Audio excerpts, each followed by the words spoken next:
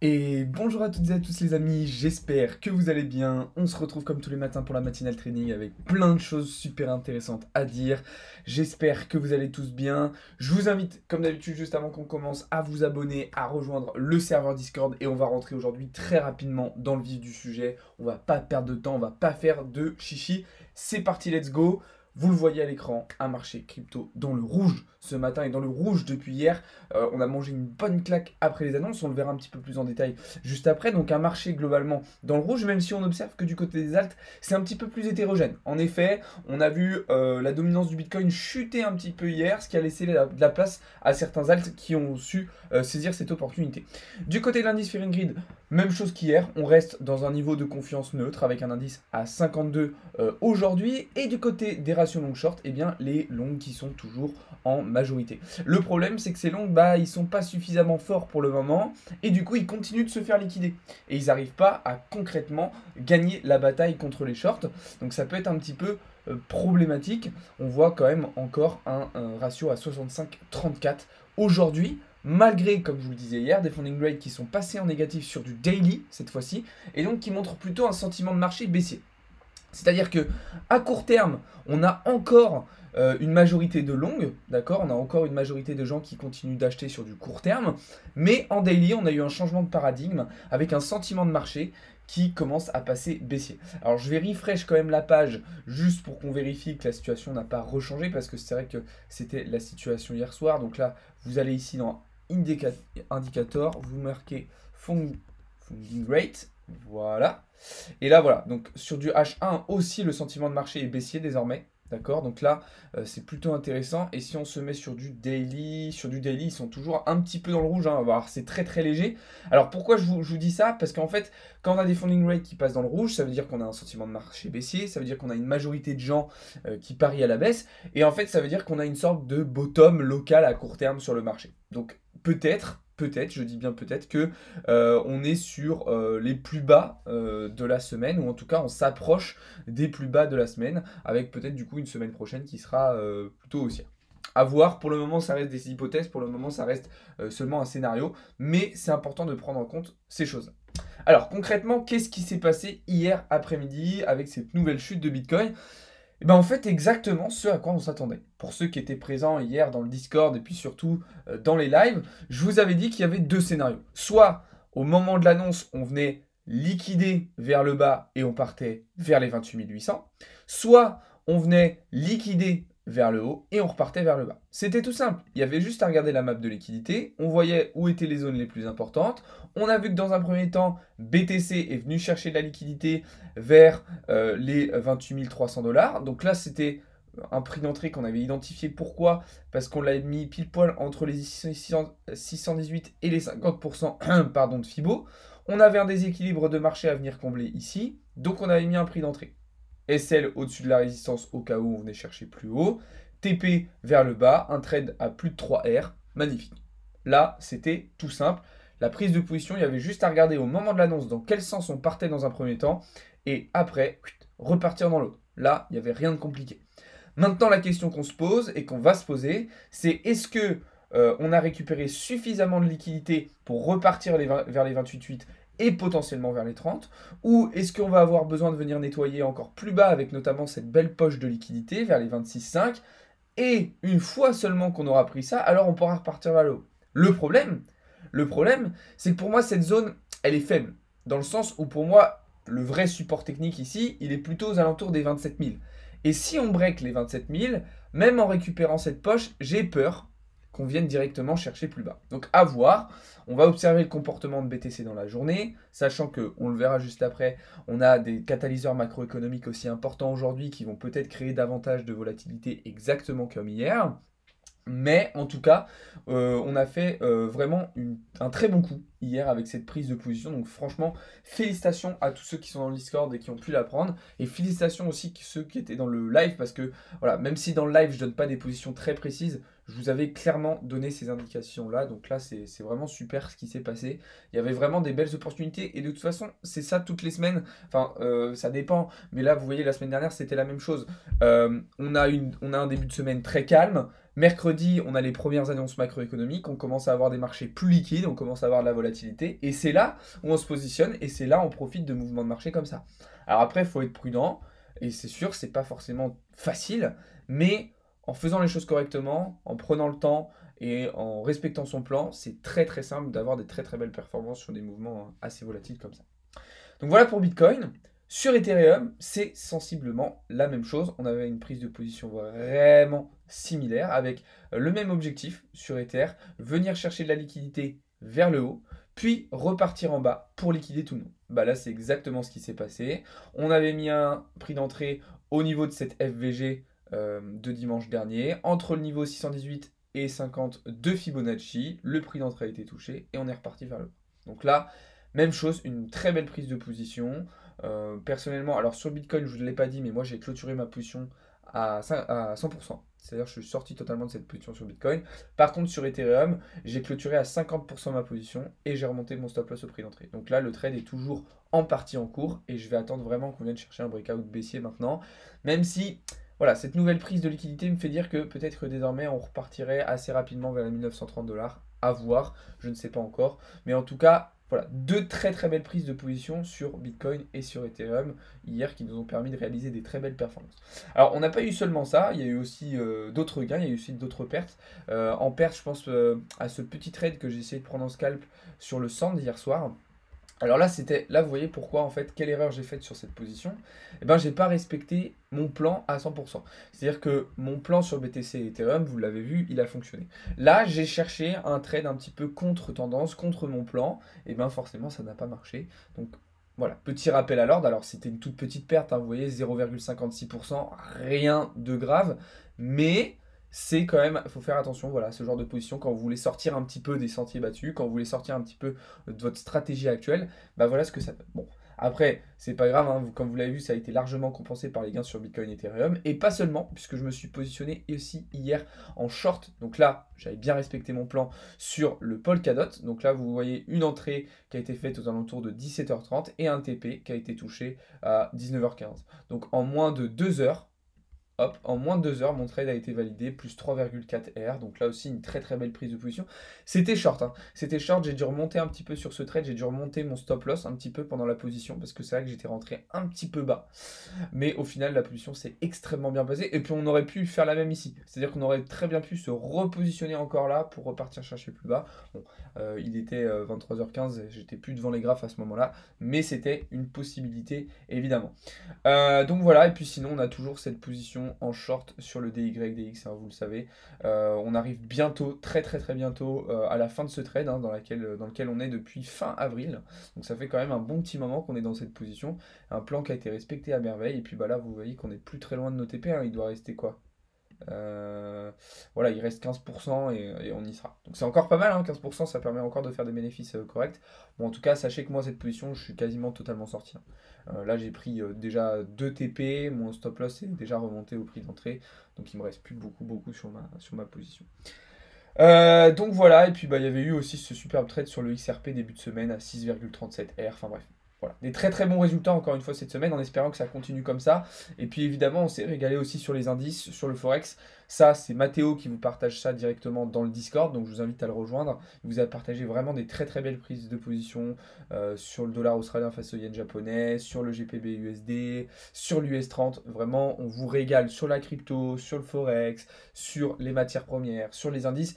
Vous avez de quoi vraiment vous régaler en termes de prise de position, vous avez de quoi vous mettre, vous avez de quoi vous mettre des choses sous la dent, vous avez de quoi vous régaler et vous avez de quoi de faire de très très belles performances si vous respectez nos indications, si vous respectez des règles de money management avec les positions qu'on vous envoie, il n'y a vraiment pas de raison normalement de faire de mauvaises performances. Enfin bref, donc voilà un petit peu pour les trades qui ont été pris depuis hier. Alors là c'était histoire de vous faire un petit récap. Je vais répondre un petit peu à vos questions. Et puis après, ce qu'on va faire, c'est qu'on va essayer de préparer la journée, parce que c'est quand même un petit peu le but de ces matinales, c'est de voir un petit peu le calendrier macroéconomique du jour, voir un petit peu les setups qui sont en train de se mettre en place, voir un petit peu les mouvements de liquidité qu'on va potentiellement avoir, et du coup se préparer au mieux pour cette journée. Donc ne vous inquiétez pas, je vais faire le point sur le marché crypto, je vais faire le point sur le marché action, je vais faire le point sur le marché du forex, sur les matières premières. Donc je vais analyser pas mal de choses, ceux qui me demandent l'or, encore une fois, ne vous inquiétez pas, on va passer dessus, on y va progressivement petit à petit. Donc il n'y a pas de souci. En tout cas, excusez-moi. Merci beaucoup à tous ceux qui sont présents ce matin. Encore une fois, n'hésitez pas à vous abonner, n'hésitez pas à rejoindre le serveur Discord. Et voilà, tout simplement. Alors, salut Arthur, salut à tous, hein, salut Deadpool, salut Théo, salut GG, salut à tous, j'espère que vous allez bien les gars. Alors, tac tac tac. Salut Mathéo, on a casé la traîne baissière sur Wiki sur le BTC. Ouais, il faudra voir la clôture dimanche, mais effectivement Mathéo. Analyse sur le gold pour aujourd'hui. Ouais, on va y venir Arthur. On va y venir, on va y venir. Mets un stop loss, la peur s'envole. Bah oui, il faut toujours mettre un stop loss. Toujours, toujours. T'as vu l'euro USD, comment il a chuté? Je suis dépité. Bah ouais, ça m'arrange, parce que j'étais en short dessus. On est long sur le BTC. T'es en long sur le BTC toi Yacine? Ok. Ok, ok. Ethereum, on vient de le voir. On vient de le voir, Ethereum. Pour le BTC, tu ne le vois pas toucher les 26 500. Si, c'est toujours possible. Alors, c'est ce que je vous disais tout à l'heure. C'est-à-dire que là, peut-être qu'on va avoir suffisamment de liquidité pour repartir à 28,8. Mais peut-être qu'on va avoir besoin de nettoyer encore plus bas jusqu'au 26,5. Et après seulement, on pourra faire quelque chose. Salut Crypto Eldorado. Eh ben écoute, bienvenue à toi. Bonjour, pas top, le cours des crypto-monnaies, c'est 48 heures. Effectivement, ça a bien baissé, mais nous, ça nous arrange parce que c'est exactement le scénario qu'on avait anticipé. Moi, j'achète du BTC quand il sera arrivé à 10K. Bah, j'espère pour toi qu'il retournera à 10K, Hugo. Je vois le gold descendre vers les 1996. Ouais, c'est tout à fait possible, hein. C'est tout à fait possible. En fait, pour vous montrer... En fait, le gold, le truc, les gars, c'est que vous me demandez tous les jours, mais je vais vous faire exactement la même analyse. C'est exactement la même analyse que je vais vous faire. Alors, il y a du scalp à prendre, d'accord, mais sinon, c'est la même analyse. C'est-à-dire que on a toujours toute cette liquidité ici à 1970 et même plus bas vers les 1850 à revenir chercher. Ça n'a pas changé. Ça n'a pas changé, les gars. Il y a toujours toute cette liquidité à revenir chercher. Maintenant, le problème, c'est que face à ces données techniques, à ces données de prix et de liquidité, on a des données macroéconomiques et fondamentales qui attirent le prix de l'or vers le haut et qui peuvent potentiellement le faire rentrer dans un nouveau bull run prochainement. L'or s'approche de ses plus hauts historiques, d'accord? Il a même tenté de les breaker pour certains. Attention, attention, attention, parce que si l'or, là, il break par le haut et qu'il nous fait une nouvelle jambe haussière avec une découverte de prix, ça peut monter vite, d'accord? On a plus de 750 banques régionales aux États-Unis qui sont au bord de la faillite. Si elles tombent réellement en faillite, l'or, il va en profiter. Donc, je comprends que vous ayez envie de shorter. Moi aussi, j'ai envie de shorter l'or, d'accord? Mais là, il faut être extrêmement prudent. Donc, franchement, si vous voulez trader l'or, privilégiez des prises de position à court terme, privilégiez des trades en scalp, voire en semi-intraday, comme j'aime dire. Mais c'est tout. C'est tout, c'est tout. Alors là, par exemple, au pire, on peut imaginer un short comme ça, pour au moins revenir chercher cette zone. Mais le problème, c'est qu'avec ce niveau-là, où est-ce que vous mettez votre stop loss? C'est compliqué d'avoir des RR intéressants. Donc, autant, je vous avoue, hein, l'or, c'est vraiment d'habitude une matière première que j'aime bien trader, sur lesquelles je prends pas mal de positions. Mais là, c'est vrai que depuis quelques jours, voire même depuis une semaine, je touche pas trop à l'or. Je touche pas trop à l'or parce que je considère que, en termes de risque, c'est un peu trop dangereux. Alors attention, je dis pas qu'il n'y a pas de bénéfices à faire dessus, mais au vu de ma stratégie, moi, pour le moment, j'attends des confirmations. Vous avez vu, hein, rappelez-vous, il y a quoi? Il y a 2 semaines, un truc comme ça, au mois d'avril, j'attendais tout le temps, je vous disais, j'attendais des sorties haussières, j'attendais des sorties baissières, ça venait pas, ça venait pas, ça venait pas, je prenais pas de position. Au final, ça y est, on a eu nos sorties, on a eu de la volatilité sur l'or, j'ai pris des positions, je me suis régalé. Là, on revient dans une situation où j'attends des confirmations. Et ben, c'est pas grave. On revient dans une période de patience, on retourne dans une période d'observation, et puis on se jette pas dans la gueule du loup. Rentrer à 26 700 sur le move d'hier, je recharge si BTC revient à 26 500. Ok, Célène. Bah écoute, si c'est ton plan, parfait, respecte-le. Respecte-le, respecte-le. Donc voilà ce que je pouvais dire sur l'or en fait, les gars. C'est sensiblement la même chose que ces derniers jours. C'est sensiblement la même chose que ces derniers jours. En tout cas, merci à tous d'être là, les amis. Encore une fois, n'hésitez pas à vous abonner. N'hésitez pas aussi à rejoindre le serveur Discord. Ça ferait extrêmement plaisir. Alors, Qu'est-ce que je voulais vous montrer aussi aujourd'hui? Bah, évidemment, on va parler un petit peu du DXY, hein. Le DXY qui est toujours sur ce support technique daily, qui est toujours un petit peu au bord du gouffre, hein. Alors pour le moment, ça continue de bien tenir, hein. Pour le moment, voilà, on continue de latéraliser un petit peu au-dessus de ce support. Maintenant, il y a bien un moment, il va falloir prendre une direction. Là, l'inflation hier aux États-Unis, vous le savez, a nettement baissé, hein. On s'attendait à une inflation qui allait plutôt se stabiliser à 5%, et ben au final, elle a continué de baisser encore. Alors quand je dis nettement, c'est peut-être un peu exagéré, puisqu'elle est descendu à 4,9%. Mais voilà, on a une inflation qui continue d'aller vers le bas. Et ça, évidemment, c'est quelque chose de très important à prendre en compte, puisque encore une fois, une inflation qui baisse, ça va encourager la Fed à ralentir, ou en tout cas même potentiellement à baisser les taux directeurs sur 2 ans. Et si on a des taux qui baissent, on aura aussi un repli du dollar. Et si on a un repli du dollar, ça permettra de laisser davantage de place au marché actions, au marché crypto et au marché des matières premières. Donc ça, c'est évidemment quelque chose qui est très intéressant à surveiller, sachant que voilà, les estimations tablent sur un pivot de la Fed pour septembre prochain. Donc moi, mon scénario, j'ai envie de vous montrer un petit peu mon scénario Bitcoin, ok, sur les prochains mois, d'accord? Là, je commence vraiment à avoir des idées qui se mettent en place, pardon, dans mon esprit, d'accord? Je commence à avoir des idées qui se mettent en place, des scénarios qui commencent à me plaire, en fait, sur Bitcoin. Alors, attendez, je vais vous prendre un meilleur graphe que ça. Voilà, on va prendre celui-là. Alors, qu'est-ce qui se passe, en fait? Qu'est-ce qui se passe? C'est que là, on a fait une première jambe haussière, mais encore en laissant beaucoup trop de liquidité vers le bas. D'accord? Donc moi, en fait, ce que j'attends sur BTC, c'est qu'on vienne rechercher aux alentours des 25 000, voire même des 20 000 dollars. D'accord? Et après, qu'on vienne chercher les 30, puis là. Alors, dans quel temps ça va se faire? En fait, moi, ce que je prévois, c'est que là, d'ici le début de l'été, on va repartir vers les 25 000. Cet été, on va plutôt latéraliser, le marché va être calme. À partir de septembre, donc jusque là, à partir de septembre, on va avoir le pivot de la Fed. Là, le BTC va commencer à repartir vers le haut, d'accord?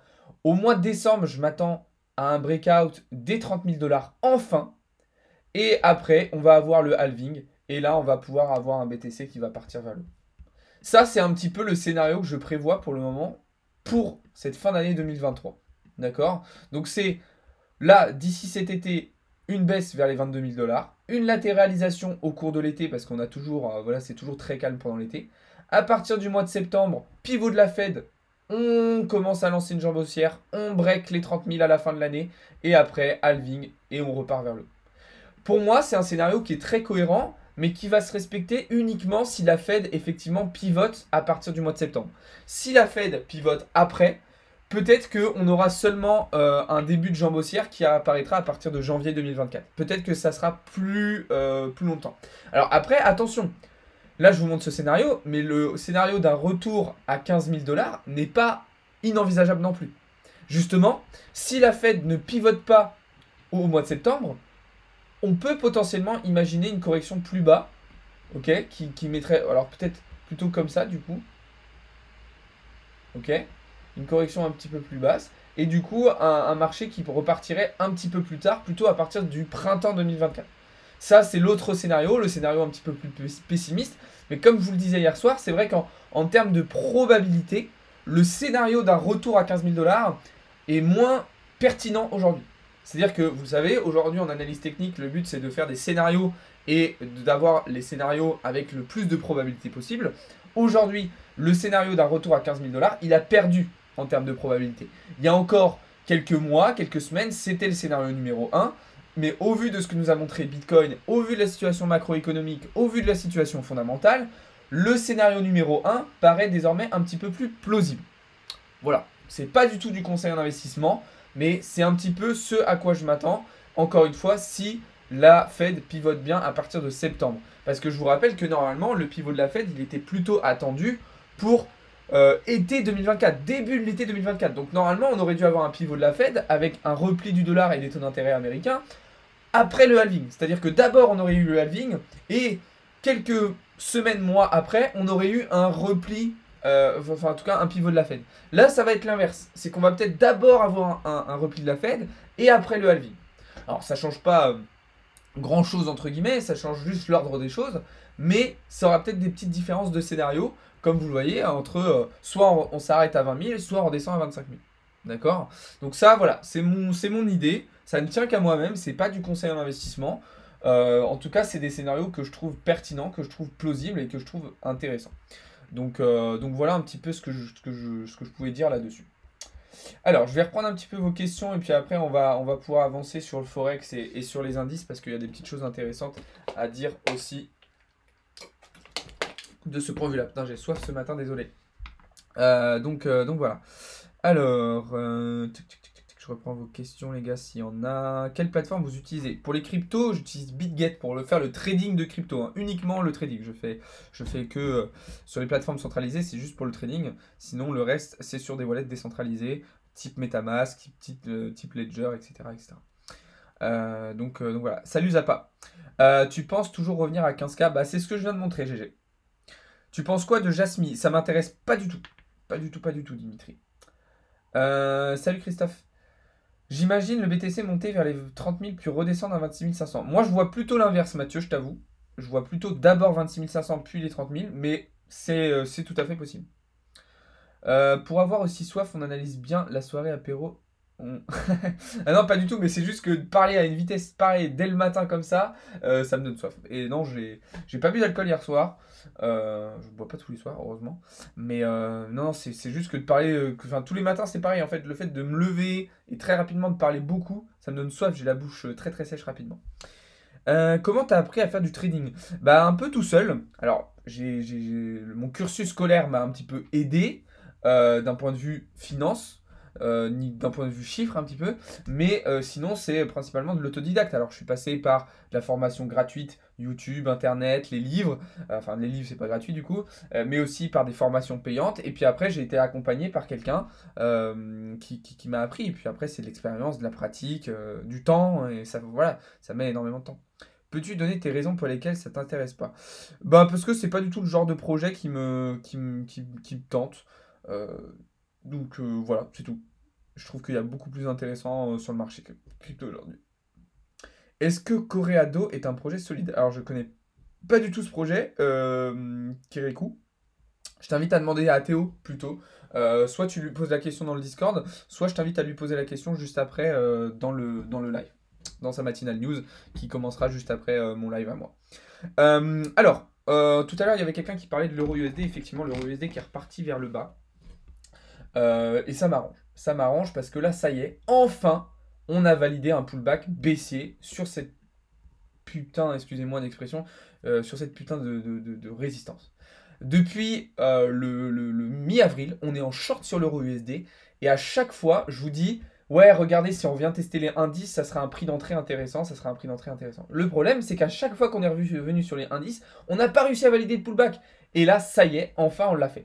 Donc moi, ce que j'ai fait, c'est que j'en ai profité pour re-rentrer en position. Putain, mince.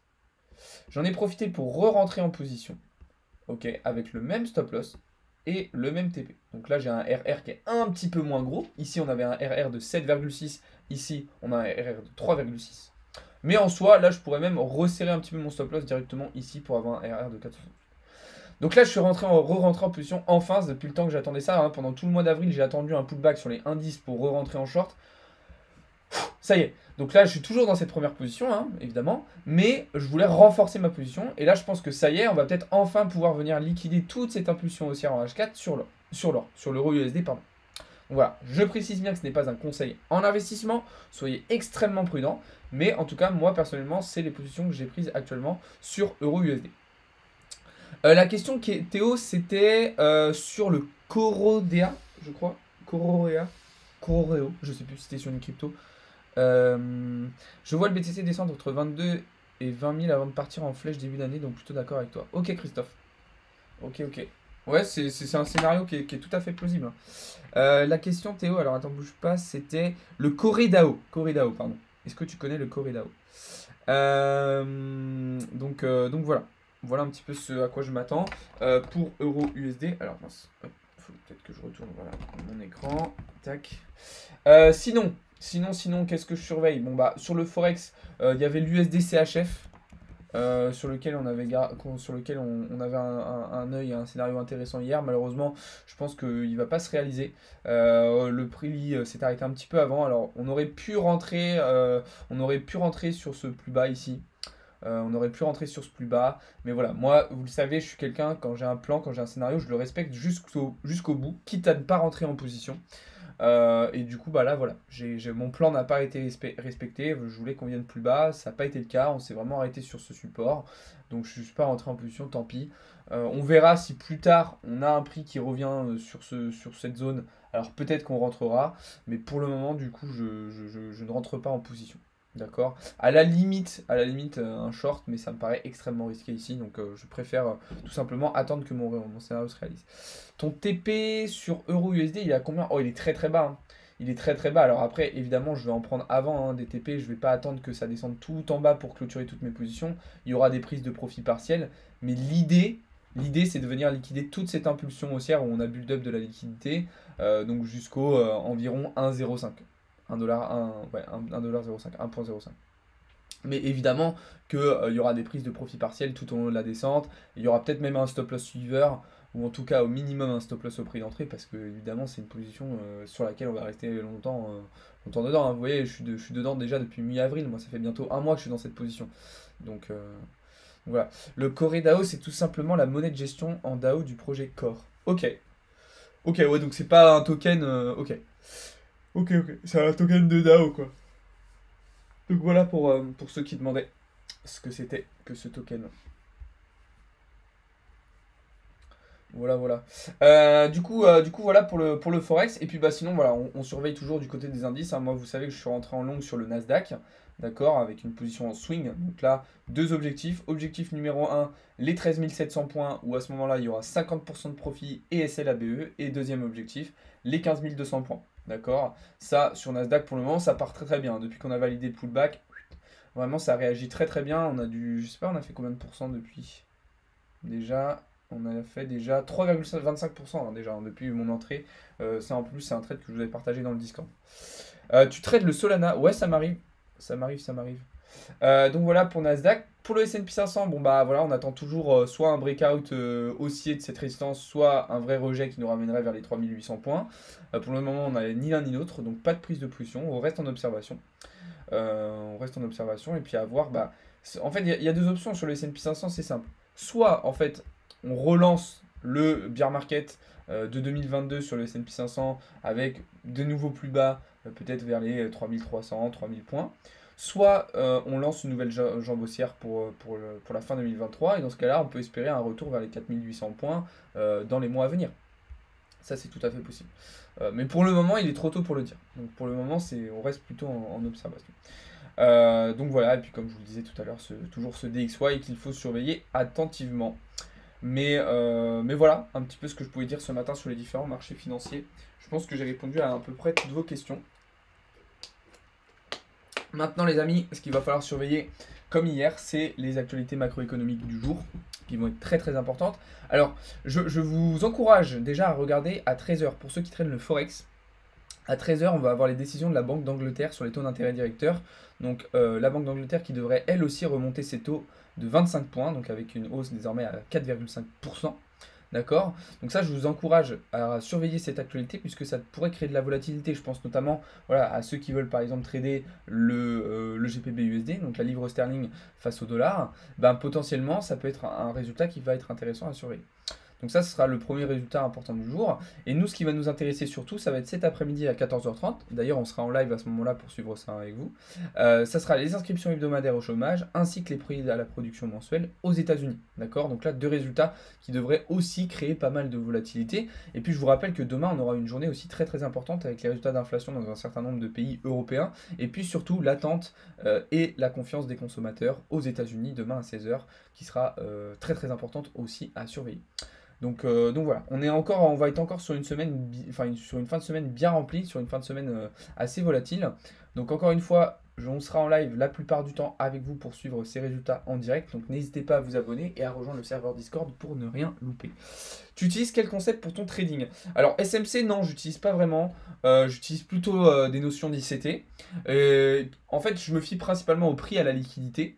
Et puis après, je vais m'aider de certains indicateurs comme Fibonacci et des fois d'Ishimoku. Mais principalement, c'est la liquidité qui va me donner la majorité des indications. Par exemple, hier, tu vois, l'analyse que j'ai faite sur Bitcoin et sur Ethereum, donc les trades qu'on a pris, qui ont été gagnants sur Bitcoin et Ethereum, je les ai fait uniquement grâce au prix, grâce à la liquidité. Et je me suis aidé de Fibonacci pour en fait préciser encore un petit peu davantage mes prix d'entrée. D'accord? Là, tu vois que si je m'étais fié uniquement au prix, peut-être que j'aurais mis un prix d'entrée un petit peu plus haut. Là, avec la structure de Fibonacci, j'ai mis mon prix d'entrée pile poil sur les 618 et ça m'a permis que le prix vienne toucher mon prix d'entrée. Order block aussi, voilà, order block, FVG. Évidemment, c'est des choses qu'on observe, qu'on regarde, qu'on identifie et dont on se sert pour prendre des positions. Là, qu'est-ce qui se passe ici? On a de la FVG justement dans cette zone. On en a ici, on en a ici. D'accord? Donc c'est pour ça aussi qu'on s'attendait à ce que le prix vienne chercher là. Mais même si tu ne regardes pas la FVG, là, regardant la map de liquidité, tu sais que le prix va avoir besoin de revenir chercher vers le haut. Donc là, c'était une analyse qui était relativement simple. J'aime ta chaîne. Merci beaucoup, Crypto Eldorado. Je t'invite à t'abonner et puis je t'invite à rejoindre le serveur Discord tout simplement. Tu as le lien dans la description sur notre profil, donc je t'invite à venir voir ça. Donc voilà. Alors, est-ce qu'il y a d'autres questions? Le gold, on l'a déjà analysé, Hichem. C'était le Euro-USD. Euro-USD, ouais, on l'a regardé tout à l'heure. Le gold, merci beaucoup pour tes réponses. Merci à toi. C'est un trade sur le court terme ou long terme? Lequel, Naoufel? Tu habites où? En France? Le marché a toujours raison. Bah, bien sûr. Bien sûr. Mais si t'es d'accord avec le marché, bah, toi aussi, tu auras raison. En fait, c'est ça. C'est qu'il faut réussir à être d'accord avec le marché. Et puis, bah, là, dans ce cas-là, vous serez rentable. C'est quoi le TP sur quoi, Claudio? Ah, de l'euro-USD 1,05. Mais encore une fois, il y aura des TP partiels entre temps, les gars. Ne copiez pas bêtement ma position. Surtout que moi, je suis déjà rentré dans le trade depuis un bon moment. J'ai déjà ma petite commu, mais avec plaisir. Ok, super, super, super, Crypto Eldorado. USD GPY remonte, tu en penses quoi? Ouais, c'est normal parce qu'en fait, le dollar est en train de reprendre des couleurs là. Donc, alors, je ne l'ai pas regardé l'USD GPY. On va checker vite fait. Effectivement, ouais. Effectivement. Bah là, vous voyez, il y a une grosse zone de FVG. En vrai, il y aurait un beau long à prendre sur l'USD GPY là. Il y aurait un beau long à prendre, genre avec des TP là-haut. Vous mettez votre SL sous ce plus bas là. Vous avez un RR de 3,35. Alors, c'est pas extraordinaire. Mais en vrai, ça peut être intéressant. Hein. Parce que là, vous voyez, on a une grosse zone de FVG. Il y en a là aussi. Il y en a. Bah, là, déjà, directement ici à 135, il y a des choses à revenir chercher. Non, franchement, à première vue, en H4 comme ça, là, le setup, il est super intéressant pour long. Hein. Il est super intéressant pour long, USD GPY. Hein.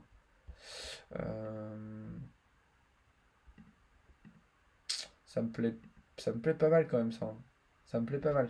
Ouais, à voir. Là, il est en train de pousser fort, mais après, le problème, c'est qu'avec les annonces de cet après-midi, si le dollar repère de la valeur comme hier et se repète la gueule, ça peut être un petit peu dangereux. Après, en plus, attention, parce que là, tu vois que ici, avec ce plus bas, on n'est pas venu récupérer là, cette poche de liquidité. Donc, prudence. C'est un trade qui est un peu risqué, selon moi. Mais ça se tente, c'est faisable. Ça dépend de votre stratégie, ça dépend de votre risque, ça dépend de vos objectifs. Mais voilà, c'est un trade qui est potentiellement prenable ici. Surtout que vous connaissez pas son back trading ni la réserve qu'il a derrière. Faire du copy trading, il n'y a rien de pire, surtout quand on comprend pas ce qu'on fait.